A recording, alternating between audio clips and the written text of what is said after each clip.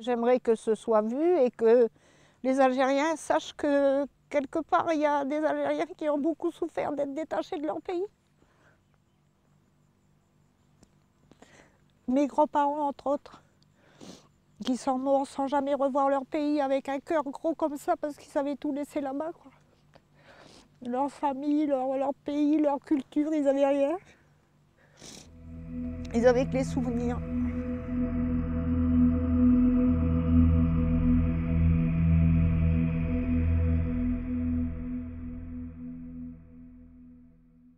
Et que quelque part, si on pouvait revenir en arrière, mais je les mettrais sur un tapis volant ou je ne sais quoi pour pouvoir les ramener.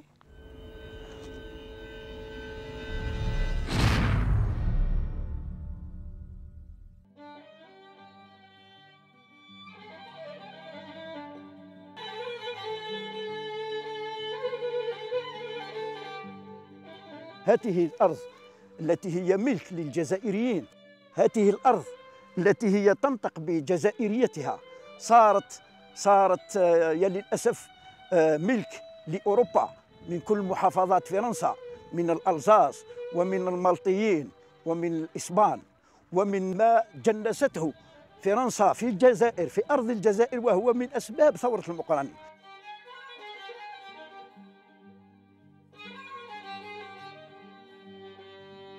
نحن هنا في قلعة بني عباس التي ينتمي إليها الحاج محمد المقراني وأخيه أحمد بومزراك. والحاج محمد المقراني ليس هو شخصية علمية أو دينية، بل هو شخصية سياسية وعسكرية. تجمع حوله الشعب في هذه المنطقة، منطقة البيبان، ثم قام باتصال مع زاوية الشيخ الحداد الرحمانية التي لها قوة شعبية يعني عظيمة.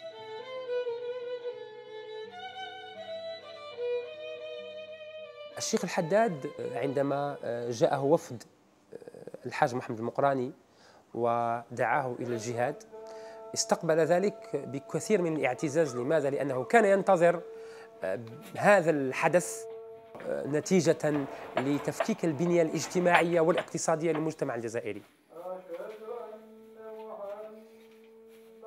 في 8 ماي في سوق صدوق، الشيخ الحداد رفع عصاه في السماء وقال: سنرمي فرنسا مثل ما أرمي أنا عصاي. فرمى العصا وأعلن الجهاد.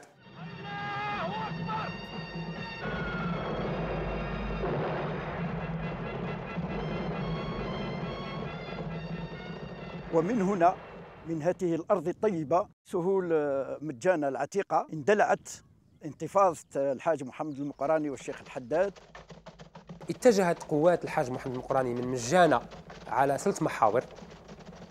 قسم الجيش الذي يتكون من 8000 عسكري من حشم ومن كل القبائل المجاورة لبرج بوعريريج، واتجه بهم لحصار مدينة البرج ومركز العسكري والسكنة.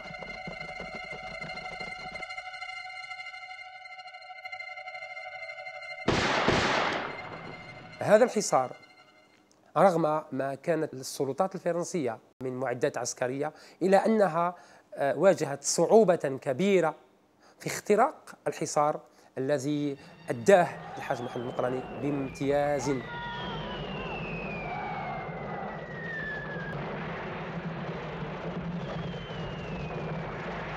لم تصمد مقاومة الشيخين المقراني والحداد أمام شراسة الآلة القمعية للمحتل الفرنسي.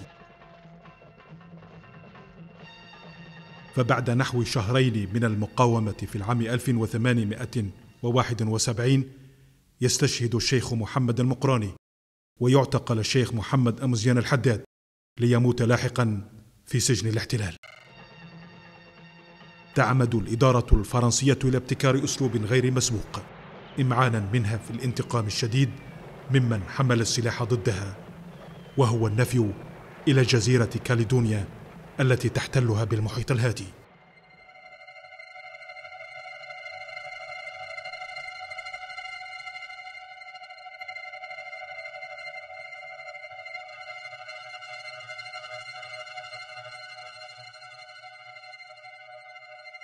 جميع القادة يتقدمهم أبو مزراق المقراني، شقيق الشهيد زعيم المقاومة ونجلاء الشيخ الحداد محمد وعزيز، ينقلون والمئات الآخرون من المقاتلين الأشداء من موانئ فرنسية في رحلات الموت والعذاب إلى كاليدونيا الجديدة بدءا من شهر يونيو حزيران في العام 1873. وتؤكد الأرقام أن فرنسا نفت من الجزائريين تحديدا 2106 أشخاص عبر فترات متباعدة حتى نهاية القرن ال19. أخذوا من قسنطينة إلى تولون، ومن تولون ركبوا إلى كاليدونيا. أخذوا معهم الزاد المتكون من التمر والماء. النفي الذي تعرض له القادة وحتى الجنود الأشاوس وحتى شخصيات النافذة والفاعلة في قبائل الجزائرية، لأنه لو تنظر إلى الأسماء التي نفيت من وهران إلى غاية عنابة ومن الجنوب إلى الشمال، كل هذه الشخصيات عندها امتدادات أسرية. فتفتيت المجتمع الجزائري انطلق من هذا التصور الذي أتى به مجموعة من الخبراء الفرنسيين. أول خطوة قام بها الاستعمار الفرنسي هو قتل العلماء والمفكرين، والذين لم يتمكن من قتلهم نظرا لمكانتهم العائلية والعلمية والفكرية داخل المجتمع الجزائري، جمعتهم وهجرتهم إلى كاليدونيا لعزلهم عن العالم ولجعلهم يموتون من خلال الطبيعة التي تعرفها جزيرة كاليدونيا آنذاك. وقبل وصولهم بحوالي 15 يوم نفذ التمر وما عليهم إلا أن يأكلوا أكل البحارة الفرنسيين المتكون من اللحم المملح للخنزير، فرفض الجميع أكل هذا اللحم. هناك من مات من شدة الجوع، وتمت الصلاة عليهم على ظهر الباخرة والقوا بهم في البحر. صاروا في هذه الأصقاع البعيدة مقطعين محبوسين في أبشع صور القمع، في جزر خالية من كل مقومات يعني العيش، وخاصة أنهم يعرفون أنهم لا يرجعون إلى البلاد.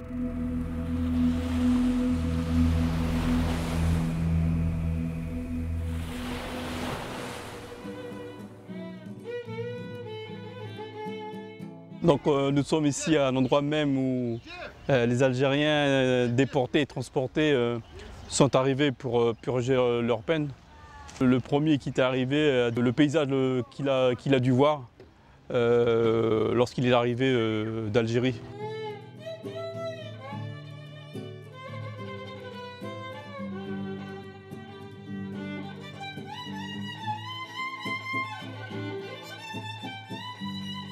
كاليدونيا الجديدة وعاصمتها نومية، مستعمرة فرنسية في قلب المحيط الهادي شرق أستراليا على مساحة 19,000 كيلومتر مربع.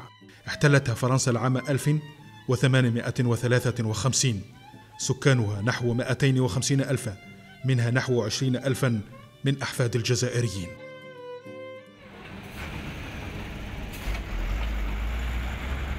سعت فرنسا إلى تشييد عمران ذي وجه غربي بسواعد المنفيين المقهورين الجزائريين كما الفرنسيين الثائرين فيما يعرف آنذاك بثوار بلدية باريس في العام 1871. هذا النفي الذي هو في الحقيقة قمع سياسي ترك آثار كبيرة، أولا في المنفيين أنفسهم الذين فصلوا عن موطنهم وعن أهلهم، نفيوا إلى هذه الأصقاع وعوقبوا حتى يؤثرون في معنوياتهم. هناك الجزائريين الذين تضرروا كثيرا من فقدان أبنائهم المجاهدين إلى الأبد.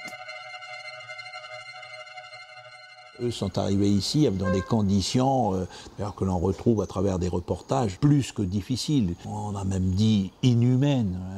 Ça a été des choses qu'on n'imagine pas. Mais vous savez, nous on découvre. Moi-même, je suis issu de grands-parents algériens, puisque mon grand-père était venu ici comme déporté. Donc je porte pas le nom parce que comme je l'ai expliqué parfois, je suis le fils de ma mère qui était une fille Rama Ben Ammar et de son père qui était déporté. Et bien entendu, ben, je porte un nom français puisque mon père était français. Aujourd'hui, c'est grâce à vous, c'est-à-dire c'est grâce aux images, c'est grâce aux historiens, c'est grâce à la recherche qu'on est capable de montrer aux générations comme la mienne, mais aussi comme celle de mes enfants. Qui, vous savez, si vous ne cherchez pas à apprendre, vous ne savez pas. Mon père qui n'avait jamais connu l'Algérie, mes oncles, ils n'avaient jamais connu l'Algérie. Mais quand vous les entendiez parler de l'Algérie, mais c'était le plus beau pays au monde. Alors que c'est vrai que c'est beau, mais c'est le cœur qui parlait, c'était pas plus qu'autre chose, quoi. L'histoire un petit peu du grand-père Ali Ben Ahmed. Il a beaucoup souffert, il a beaucoup travaillé. La vie était très dure. Maintenant, la souffrance du bagne, comme tout le monde, quoi. Hein. On leur faisait pas de cadeaux, hein, bon, mais c'est sûr.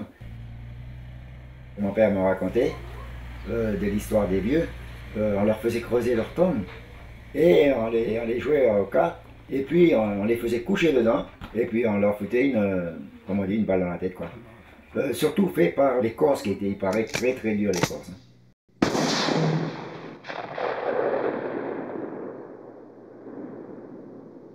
Ça reste gravé quand on nous dit il a échappé à la mort, mais bon, parce que ça ne devait pas être son tour, quoi. Hein. Je pense surtout beaucoup à tous ces vieux qui ont souffert. Il y en a beaucoup qui, pendant le voyage, qui sont morts et qui ont été jetés comme des sacs de linge sale à la mer. Je sais que mon grand-père Boanani, lui, il est arrivé en 1895 en Calédonie. Je sais qu'il est né en 1833 à Biskra en Algérie.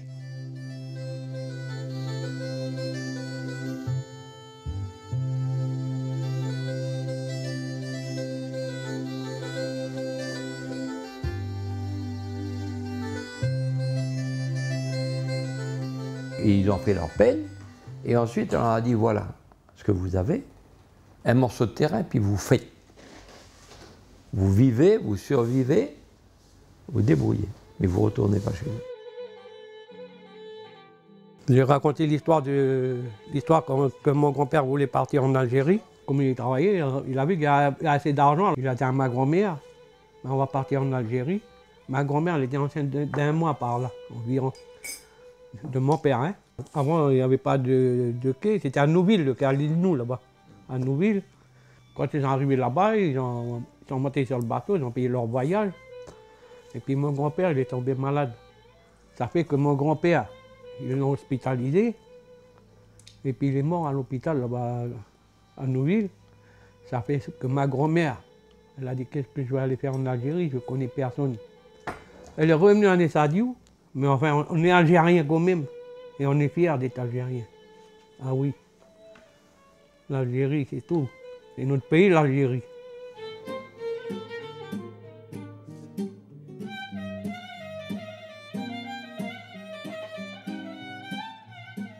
Le plus d'Algériens en Nouvelle-Calédonie, c'est sur la région de Bourail. Hein.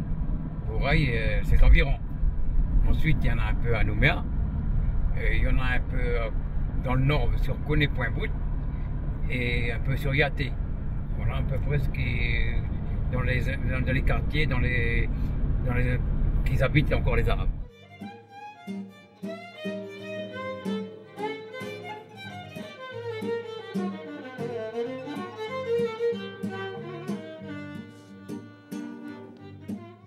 Le jour du ramadan, du carême, ils étaient arrivés tous en blanc. Les Calédoniens, ils ont dit, viens, voilà les Arabes, parce qu'habillés en blanc comme ça ressemblait aux Arabes. Et c'était les Arabes. Et le mot, il a toujours resté. Notre problème, ici, que nous avons servi à coloniser le pays, en étant nous-mêmes là-bas, décolonisés. Parce que c'était essentiellement pour coloniser la Calédonie, parce qu'ils avaient des prisons en Algérie. Hein. Ils auraient pu faire leur prison là-bas. Il fallait peupler, il fallait coloniser.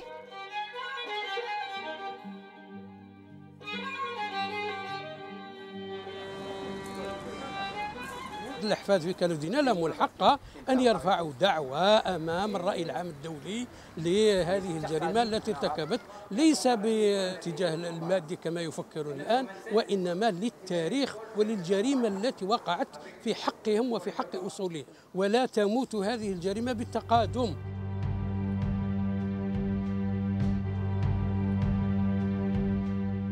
En France, ils vidaient les prisons et les maisons de correction, puis ils envoyaient les femmes ici. Ils les mettaient dans des couvents. Ils étaient gardés par des bonnes sœurs avec le revolver à la ceinture. Et puis ces gens, ces Arabes, là, comme mon grand-père qui était libéré après, ils allaient chercher une femme dans ces couvents-là. Ils la voyaient 2 fois un quart d'heure, une fois aujourd'hui, une fois la semaine prochaine, et puis ça y est, emballé, c'est pesé. Et c'était toutes des Françaises, il n'y avait pas de femmes arabes. C'était que des hommes, et qu'il n'y avait pas la femme. Or, la femme, quand même, quelle que soit la société, a un rôle important, ne serait-ce que dans la cuisine, ne serait-ce que dans l'éducation, de conserver des coutumes. La famille de ma mère, la famille de mon père vivaient à Nessadiou, et je pense que les relations ont toujours été bien. Moi, je sais que mon père, quand il se levait, il nous disait, le matin, vous êtes les Arabes, vous êtes les plus beaux, vous êtes les plus forts. C'était des gens qui étaient vraiment algériens. Ils n'ont jamais donné des noms français à leurs gosses. Mais il y en a beaucoup qui ont donné des noms français. Ça fait qu'on avait perdu. Et puis pour aller à l'école, pour être mieux vu, il ne fallait pas monter des noms français arabes et puis être plutôt chrétien. Vous savez comment ils ont survécu? C'est la solidarité qui les a aidés, sinon ils seraient tous morts. C'est la solidarité. Il y en a un qui tuait un bétail, il distribuait. L'autre, il avait un régime de bananes. C'est toujours resté à Nessadiou d'ailleurs. Jamais vous jetez quoi que ce soit. Vous en faites profiter les autres. Le partage, c'est ça qui les a aidés. Il n'y avait pas d'argent. Personne n'avait de l'argent, rien ne se vendait. C'est la solidarité qui les a sauvés. Sinon, il en aurait pu. Je crois qu'il faut louer le fait qu'une partie, il y a toujours des pionniers quelque part, et chercher à retrouver ses racines, puisqu'on les a. Et ce travail qui est lent, qui est difficile, à mon avis, porte ses fruits, parce qu'aujourd'hui, tout le monde parle aujourd'hui de culture. Les Mélanésiens disent, voilà, on a une culture, nous, les Wallisiens, les Vietnamiens, donc nous, il n'y a pas de raison qu'on ne cherche pas nos racines et qu'on ne cherche pas à renforcer ces liens.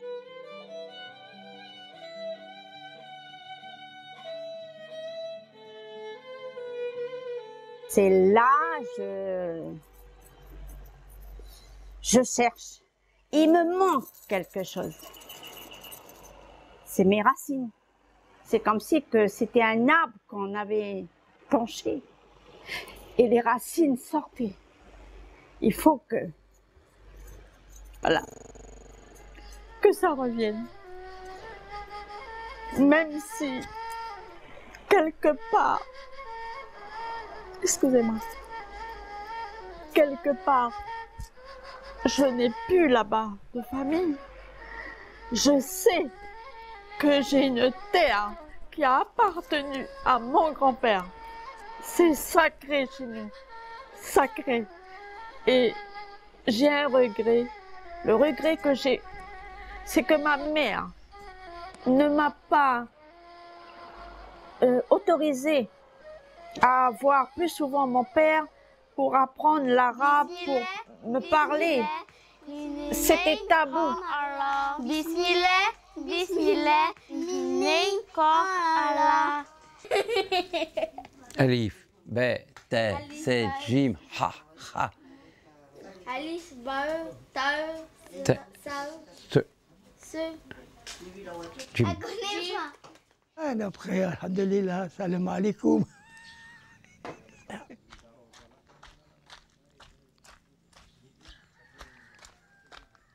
C'est pas haram. Taouti, ouais, Taouti, quand il est ici.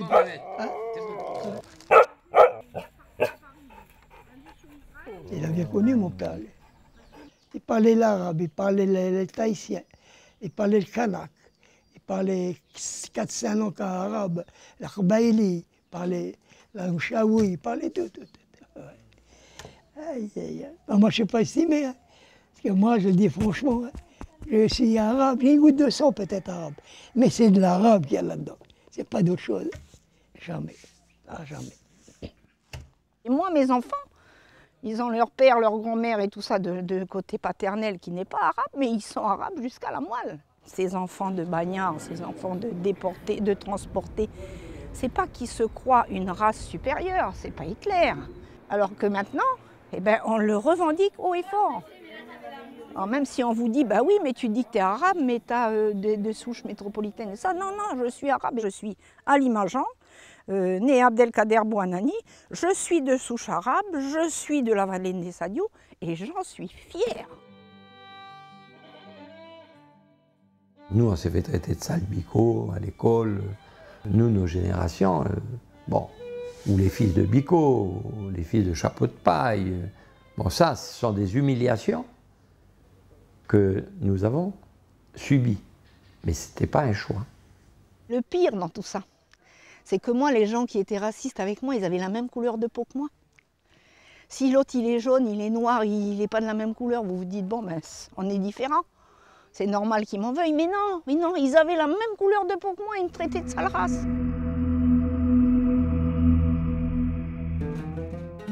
Je suis très fière en regardant la mer de me dire que là, sur cette même terre de Nessadiou, où il y a la mosquée, pas loin il y a la mer, et cette mer-là pourrait un jour m'emmener vers mes racines.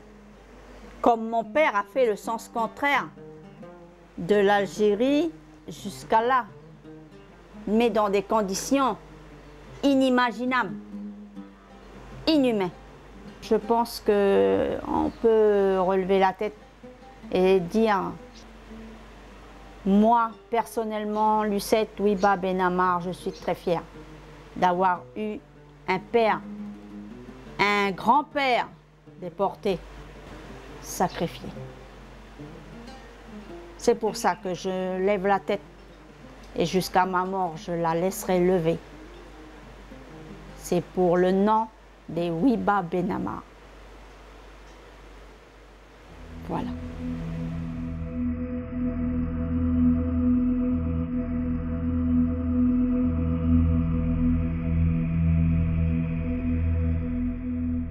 On n'apprenait pas l'histoire de l'Algérie ou d'autres pays, c'était simplement l'histoire des Gaulois et nos ancêtres les Gaulois et la France, et moi ça me gavait. Moi j'ai décidé, entre-temps, comme j'ai trouvé mon oncle, j'ai pris l'initiative personnelle de partir retrouver la famille en Algérie, à l'Elma.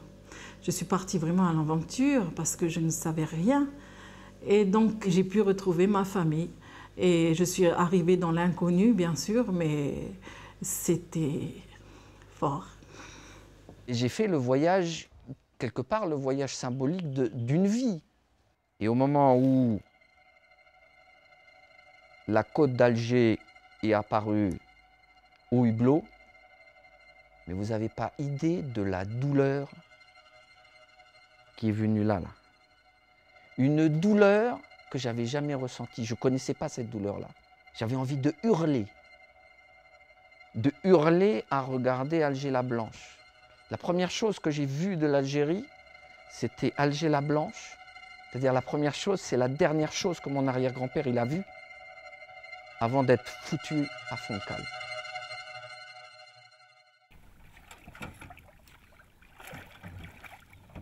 On est parti dans la montagne à Djidjel.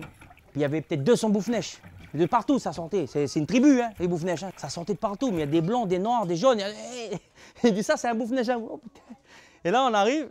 Et là, il bloque. Et puis le vieux fait que ça canne. Ça. Là, la plateforme qui est là, avec le caillou au milieu, ça, c'était. À moi, il regarde mon père, normal. Ça, c'était ton grand-père. Ton grand-père qui a été déporté en Algérie, c'est là qu'il habitait. Mais il ne reste plus que la plateforme. Et là, ben, on s'est assis tous les trois. Hein. Il y a une émotion très forte. Parce que là, on peut dire que nous, on demande là, quoi. Il y a une source qui coule dans la montagne. Et là, les mecs, ils viennent chercher l'eau, tout. Et c'est la source des Boufnèches. Donc, on a bu à la source. Et là, je peux te dire, quand tu bois là, tu dis, il y a quelque chose là. Là, tu sens quelque chose passer dans tes veines.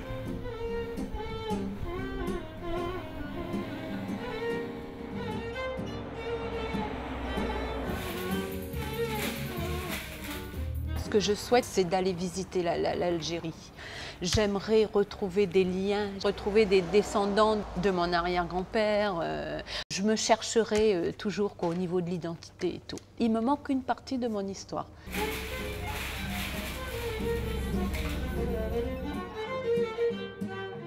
Pour nous, aller découvrir Alger ou certaines villes d'Alger, c'est quelque chose de fabuleux.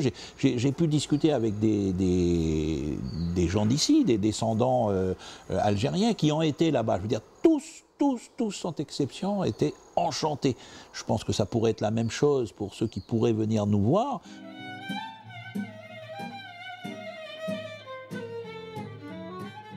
Dans ce cœur, il y a de l'amour, beaucoup d'amour. Et je voudrais, avant de mourir, comme je l'ai dit là-bas, à la Mecque, devant la Mecque, à vous, avant de mourir, j'aimerais bien, ne serait-ce que d'avoir un coup de fil d'un lointain petit cousin, ou je ne sais pas, quelqu'un qui m'appelle en me disant « Tu es de mon sang ». Cette voix va me permettre de partir en paix. بابا يقولوا جبل الأمور وأماكن قال الأخوات أنا ما نعرف وين جبل الأمور ولا الأخوات أنا ما نعرف. Ça fait à peu près 150 شهر ou peut-être 150 ans ici. Je me suis battue comme je suis allée pour obtenir le passeport. Il y a eu plus de 40 députés qui sont venus chez moi un jour pour découvrir l'histoire. D'abord, quand j'ai eu le refus du visa, j'ai dit « Pourquoi vous me refusez un visa? Expliquez-moi pourquoi vous avez laissé mon grand-père dans le Pacifique. J'ai rien à vous expliquer. » Et les députés sont venus chez moi le lendemain, j'ai reçu mon passeport. C'est comme ça que j'ai bâti un pont, si vous voulez, pour que tout le monde permette de le franchir aujourd'hui. Je ne me revendique rien. Je l'ai fait parce que je l'ai fait avec le cœur et le sang, c'est tout. Le passeport algérien, c'est un parcours du combattant pour l'avoir. Si tu n'as pas quelqu'un qui t'aide à l'avoir quand tu passes dans les administrations, et je passe dans les administrations, moi je suis passé dans l'administration de Sétif, on m'a fait revenir 5 jours. 5 jours. On me donnait rendez-vous à 8 h le matin, j'arrivais à 8 h, des fois, on me recevait pour me dire « Ah ben non, on n'a pas pu regarder votre dossier à 2 h de l'après-midi. » C'est pour ça, dit l'administration. Moi, je l'ai jaugé. Il m'a dit « Punaise, en Algérie, il faut qu'on fasse du ménage un peu dans leur administration. » Quand on dit aux Algériens « Nous sommes à 22 000 km, quand il fait nuit chez vous, il fait jour chez nous », ils ne comprennent rien du tout. C'est très compliqué déjà l'administration française, c'est compliqué l'administration algérienne. Je demande à l'administration algérienne de pouvoir trouver la solution d'alléger ou de faciliter les choses pour les familles. Si on est interdit d'y aller ou si c'est difficile d'y aller, ça veut dire qu'on continue à nous condamner à l'exil. هذه القوانين لا تمنع هؤلاء المهجرين للاتصال بعائلاتهم والانتماء إلى مرجعيتهم الأصلية الجزائرية الأمازيغية، وبهذا يعني لا فيهم كثير لأنهم ينتمون إلى العائلة الأصيلة، يعني هم ليس من الدرجة الثانية أو الثالثة كما يتخيلون، بل هم من الأصول الفكرية والأصيلة التي صنعت هذا المجتمع وما هو عليه الآن.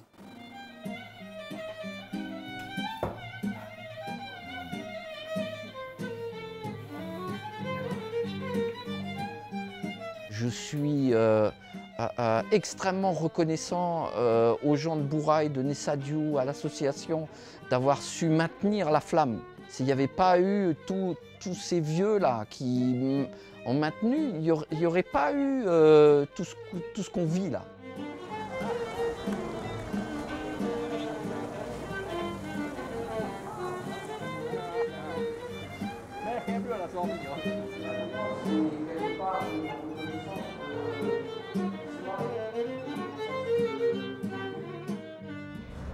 À Nessadiou, nous, on a gardé, on a su garder les coutumes, les traditions des vieux, la façon de vivre des vieux, le partage.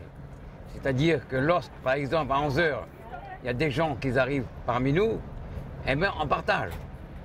Même qu'il n'y a pas assez, mais on fera le nécessaire pour que tout le monde puisse manger. On a gardé ces coutumes par rapport à l'islam. L'islam a fait beaucoup, parce que dans tous les autres villages où l'islam a disparu des descendants d'Algériens, ils n'ont pas gardé ces coutumes-là. Ils n'ont pas les mêmes traditions. Ma passion pour le cheval, j'arrive à la vivre, c'est bien grâce à lui, à mon père et à mon grand-père. Aujourd'hui, donc, je suis bien sur les terres de mon grand-père. Donc, voilà, je peux que lui rendre hommage. Même de nos jours, on retrouve beaucoup de descendants d'Algériens qui ont des liens avec le cheval.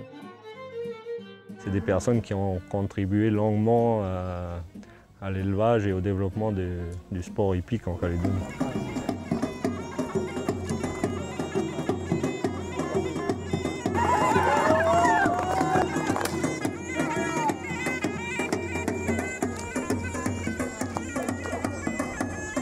Va là-bas, va là-bas. Il tire là-bas.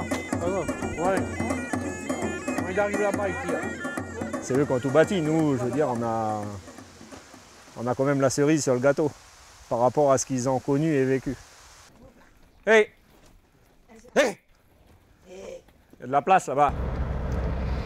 Si vous venez par exemple à Nessadiou, lorsqu'on nettoie le cimetière, vous verrez à 90% des jeunes qui viennent nettoyer. Ça représente déjà nos racines parce que tous les plus vieux ont été enterrés ici, toute notre famille et puis tous nos descendants ils seront ici. On vient, nous, qu'on est de deuxième génération, avec nos petits-fils et puis tout ça, on leur donne déjà l'envie de suivre cette coutume, on va dire, hein, puis de respecter ces gens qui ont souffert. En 1872, à Bourail, le premier Algérien est mort. Il a été enterré à Bourail, mais dans des circonstances qui ne convenaient pas à l'islam. Alors le vieux Miloud, il a dit, ben, je donne ce terrain pour les Arabes pour faire un cimetière. Ça s'est passé en 1891. La mairie n'avait plus rien à voir, pas de subvention, rien de donner. Quand on regarde, il y a des prénoms arabes et des prénoms français. Pour être mieux vu dans le pays, eh ben, il fallait porter un nom français. Pour aller aux bonnes écoles, il fallait porter un nom français. Ce qui fait que les vieux donnaient des noms français pour protéger leurs enfants.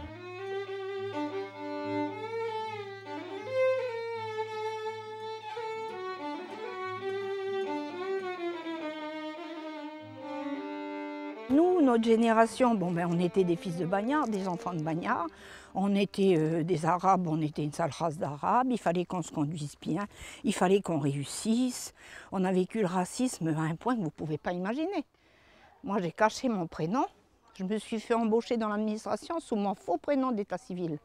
J'ai pris mes assurances vie sous mon faux prénom d'état civil. Et après, quand j'ai été pour être à la retraite et puis pour toucher mes assurances vie, ben, il a fallu que je justifie cette identité. J'avais pris mon prénom arabe. Parce qu'après, une fois que j'étais mariée, bon, c'est vrai qu'en étant jeune fille, c'était Abdelkader, donc ben voilà, hein, là, vous ne pouvez pas le cacher, vous êtes arabe, plus arabe que ça, tu meurs, quoi. Et après, quand j'ai été mariée, que j'ai pris le nom de mon mari, en ayant mon prénom français et mon nom de mariée, j'avais plus de traces, si vous voulez, de mon ethnie. Mon père Bouffnech a été irondé, c'était un musulman. Ma grand-mère n'avait pas le droit, elle avait sa cuisine à part, parce qu'au début, elle était chrétienne. Il était droit. Il était droit, il était sévère, mais il était droit, mon grand-père. Et là, je suis sur la tombe de mon grand-père, Belkacem Bouffnech Ben Ahmed. Il est arrivé ici en 1896, à Pointe-Bout. Et ensuite, il s'est marié à Vaud en 1910 et il est venu s'installer à Nessadiou, car il savait qu'il y avait un cimetière musulman dans ce village. Mais souvent, il disait quand même à mon père, il racontait avec aux vieux, qu'il aurait aimé retourner en Algérie parce qu'ici, il était bien, mais ce n'était pas chez lui. On est un peu troublé quand on parle d'eux. On ne sait plus quoi dire. Mais dans le cœur, il y a toujours quelque chose qui va au-delà de ce qu'on peut dire, qu'on ne peut pas exprimer, qu'on ne peut pas dire. Mais c'est renfermé ici.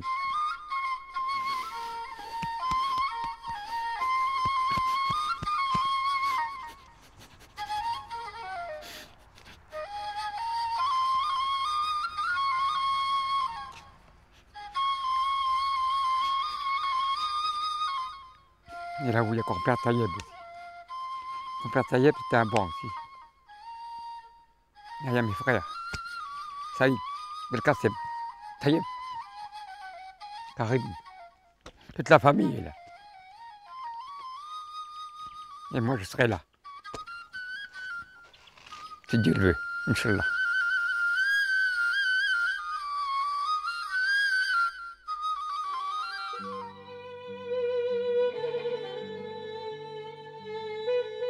Mon grand-père maternel, il s'est fait condamner à la place de son frère.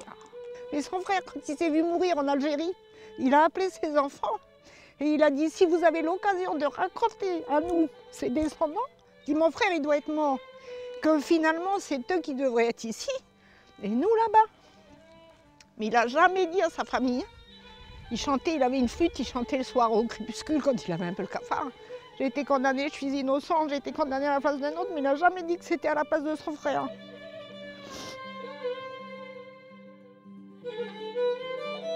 On sait d'où l'on vient. Et pour pouvoir avancer dans la vie, il faut savoir d'où l'on vient pour pouvoir aller. Même dans 2 ou 3 générations, ça sera la même histoire. On ne pourra pas la changer. Elle est écrite comme ça et elle restera.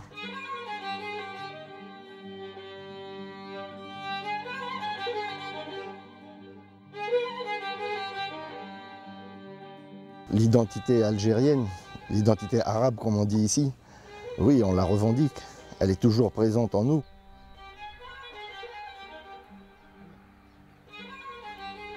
Ce dont on a besoin, qui a été à chaque fois traduit auprès des autorités algériennes qu'on a pu rencontrer, c'est de dire qu'il faut ici installer un couple de professeurs d'arabe à Bouraï.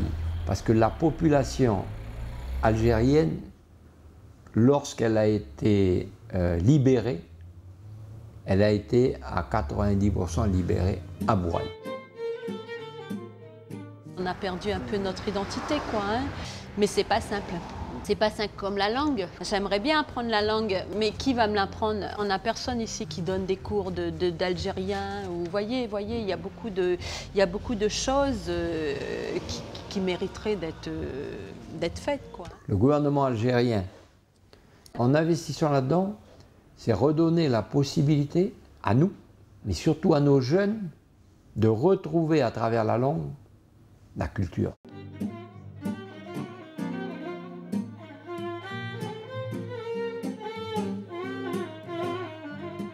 On aimerait beaucoup avoir notre identité algérienne. Ça nous tient beaucoup à cœur de pouvoir repartir au pays, de vivre là-bas, de rester là-bas, avec la famille, les enfants.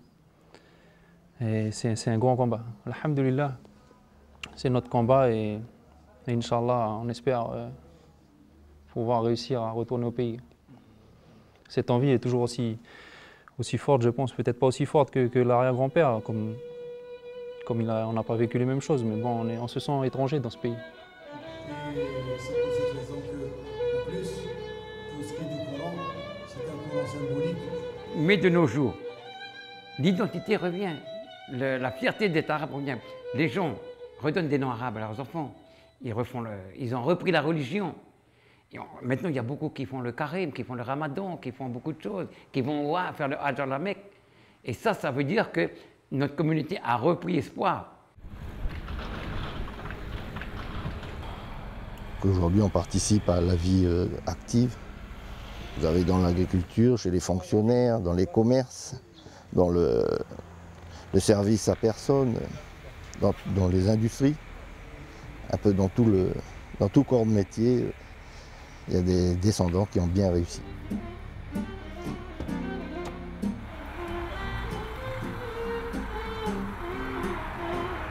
Mon avenir, il est ici. Donc, je me sens profondément calédonien, avant tout. En même temps, après, je me sens aussi, quelque part, un peu algérien. On nous a transmis l'amour de l'Algérie. Quand je dis « il », c'est mes grands-parents. On a vécu à Nissadiou, comme il disait Christophe Sand, là où a été maintenue la flamme. Donc dans cet environnement-là, on n'a pu que grandir avec l'amour de l'Algérie, se sentir différent des autres. Légumes, et ça, carottes.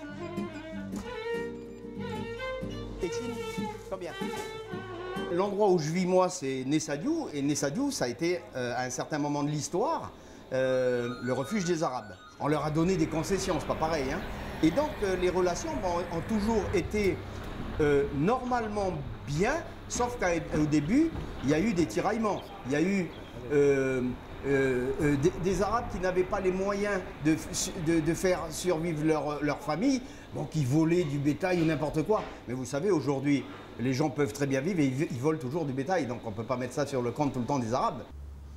Il y a une représentation algérienne à travers nous, à travers les noms, à travers les prénoms. Il y a une représentation musulmane à travers la mosquée. Mais on n'a pas un imam algérien. On n'a pas une adresse permettant de dire l'Algérie est présente en Nouvelle-Calédonie. La grande majorité, en fait, qui se réclame de l'islam aujourd'hui, c'est surtout des gens, justement, c'est plutôt une identité que de pratiquer consciemment la religion, quoi.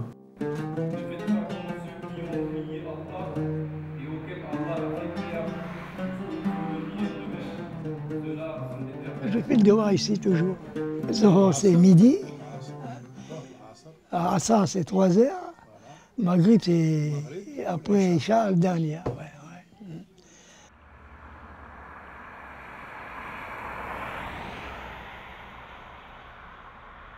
Chaque individu vit son islam différemment. Il y a ceux qui pratiquent régulièrement les 5 piliers, hein, les prières. C'est de dire j'appartiens à la religion de nos ancêtres. أعوذ بالله من الشيطان الرجيم بسم الله الرحمن الرحيم الحمد لله رب العالمين الرحمن الرحيم مالك يوم الدين إياك نعبد وإياك نستعين. On lit le Coran, on mémorise le Coran, alhamdulillah.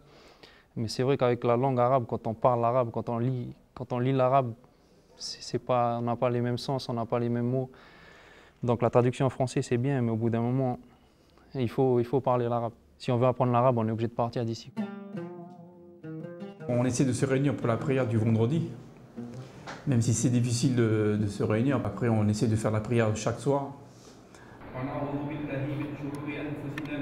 Je fais un peu l'imam, mais on essaye en tout cas d'établir la prière du vendredi. Ensuite, après, on essaie aussi de se réunir le vendredi soir avec un repas pour se rencontrer, pour partager un moment et surtout pour toujours avoir l'unité, quoi. Lorsqu'il y a des morts, on fait la prière de janaza. Lorsqu'il y a quelqu'un qui décède, on fait des sadakas au cimetière. Donc on essaye de maintenir vraiment tout ce qui est en rapport avec notre religion et tout ce qu'ont fait nos anciens, quoi.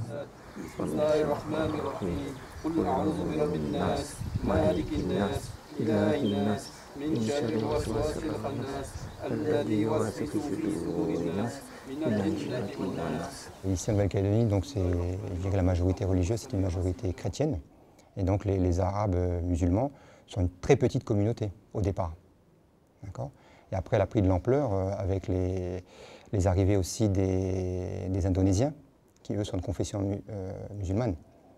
Donc ils sont venus grossir un petit peu le rang des musulmans. Grâce à l'islam et grâce aussi à cette fierté des descendants d'Algériens, on est encore un village qu'on nous appelle la Petite Afrique. Et j'espère qu'on va refaire des demandes et recontacter le président de France pour qu'ils essayent avec l'Algérie de faire qu'on ait une communauté, qu'on est reconnu dans le monde, qu'on a une maison, comme on appelle la maison de la Calédonie en France, la maison de l'Algérie en Calédonie.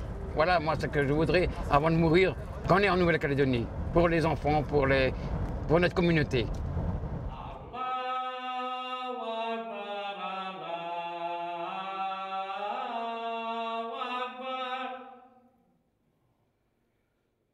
les difficultés à l'époque pour mettre la mosquée en place.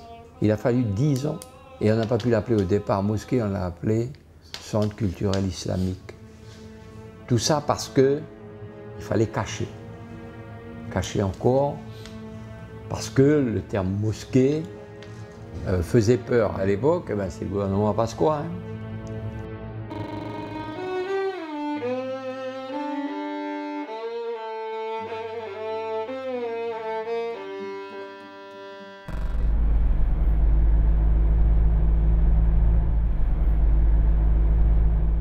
Je suis étonné qu'après 150 ans, on existe, qu'on a la religion, qu'on a cette fraternité entre nous, et puis surtout que maintenant de l'étranger, qu'on vient nous reconnaître. Et on demande à l'Algérie aussi de nous reconnaître un peu plus, parce qu'on a beaucoup de problèmes.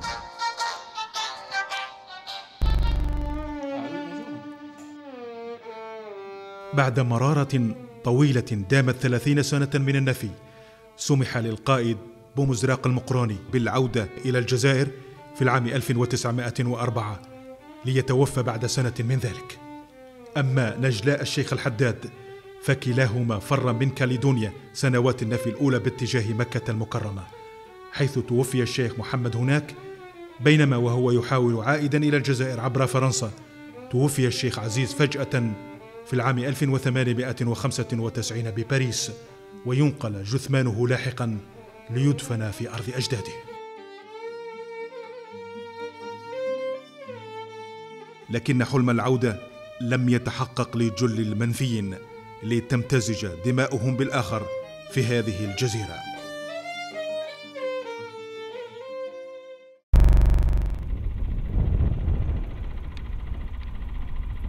On était également des déportés, ou comme on disait des bagnards, des deux côtés. C'est-à-dire, des deux côtés, nous sommes en Nouvelle-Calédonie issus de cette époque coloniale. Mais en même temps, moi, l'histoire, elle est parallèle parce que mes ancêtres, aussi bien côté mère, côté père, sont des bagnards aussi. Donc, je suis issu de la même histoire.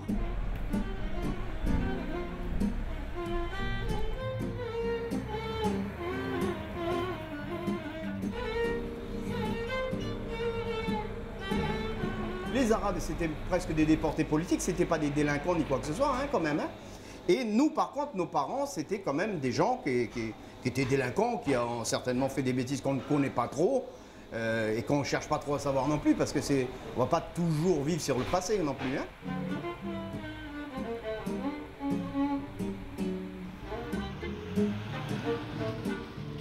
C'est l'histoire qui fait que quelquefois, il y a des situations personnelles, humaines, qui font que les gens se retrouvent à des endroits où ils ne devraient pas être au départ.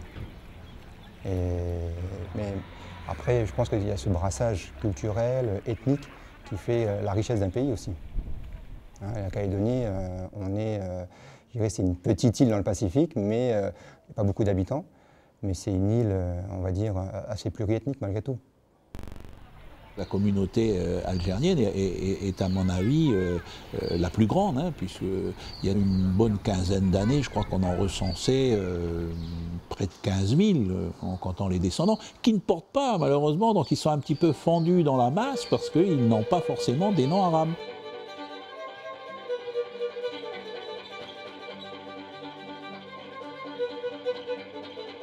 C'est des photos que les familles, les vieux, parce qu'en fin de compte, à l'époque, les photos n'étaient pas trop acceptées par les vieux arabes.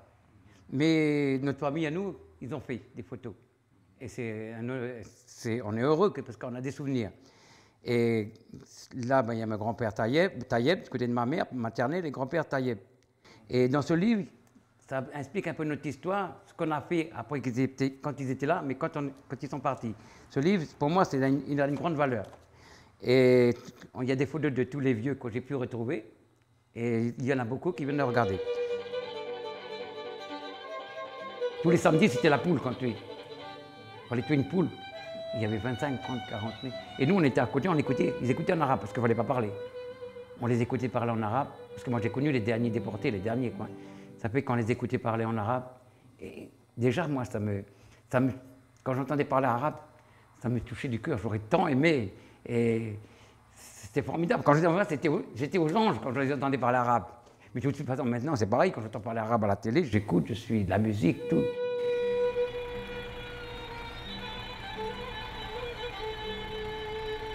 Bouffnet, ça fait encore quelque chose de bien. Il avait du terrain. Et à l'époque, il n'y avait pas d'école. Une école, comme vous dites pas. L'administration, elle est venue, elle lui a demandé est-ce que vous voulez pas céder un terrain pour faire une école? Et il a recédé à l'administration un terrain de 5 hectares pour que les enfants puissent aller à l'école.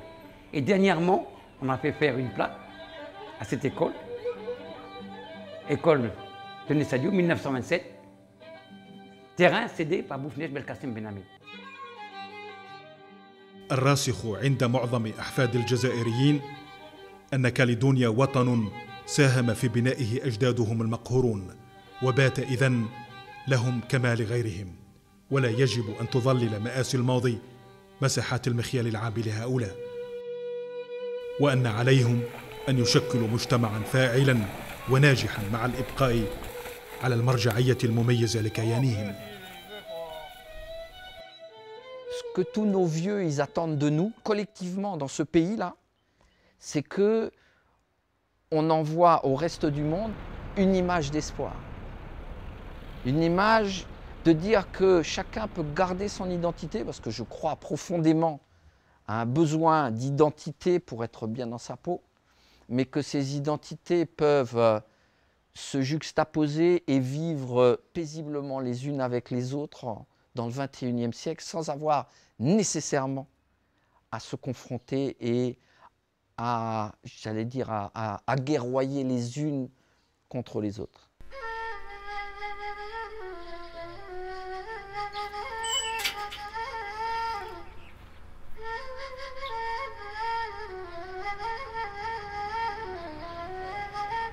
Mais pour tous ces pauvres vieux aussi, j'ai toujours une pensée.